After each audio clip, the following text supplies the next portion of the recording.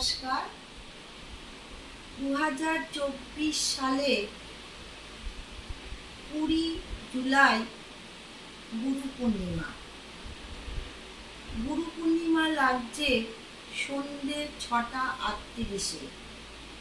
তারপরের দিন ছাড়ছে রবিবার 21 জুলাই 4:15 ছাড়ছে, বিকেল 4:15 গুরু পূর্ণিমা ছেড়ে যাচ্ছে। গুরু পূর্ণিমার দিন প্রথমেই বলি, গুরু পূর্ণিমার দিন নিরামিষ আহার গ্রহণ করবেন। গুরুদেব তুষ্ট থাকবেন।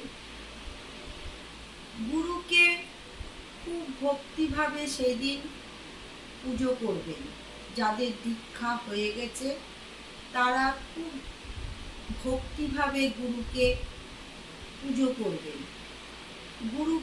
গুরুর চরণে চরণ ধুয়ে দিবেন।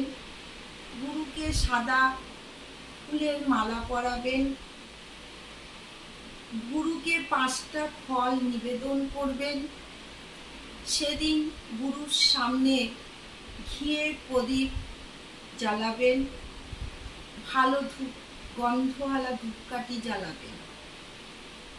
গুরু তুষ্ট হলে ভগবানও তুষ্ট থাকেন। গুরুকে প্রণাম করবেন সেদিন।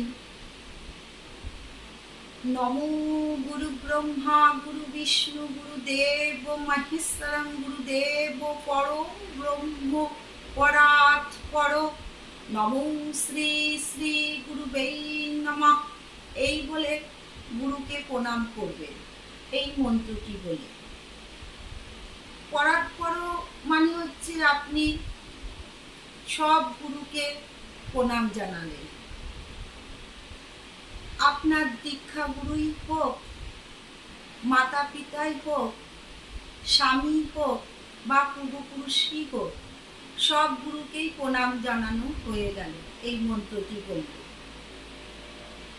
গুরুকে ভক্তিভাবে পুজো করলে বৃহস্পতি গ্রহ ভালো থাকে।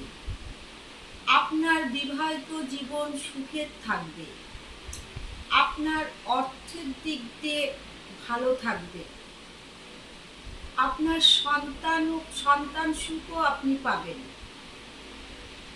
পিতা মাতা ভালো পুণ্য করলে সন্তানও ভালো হয়।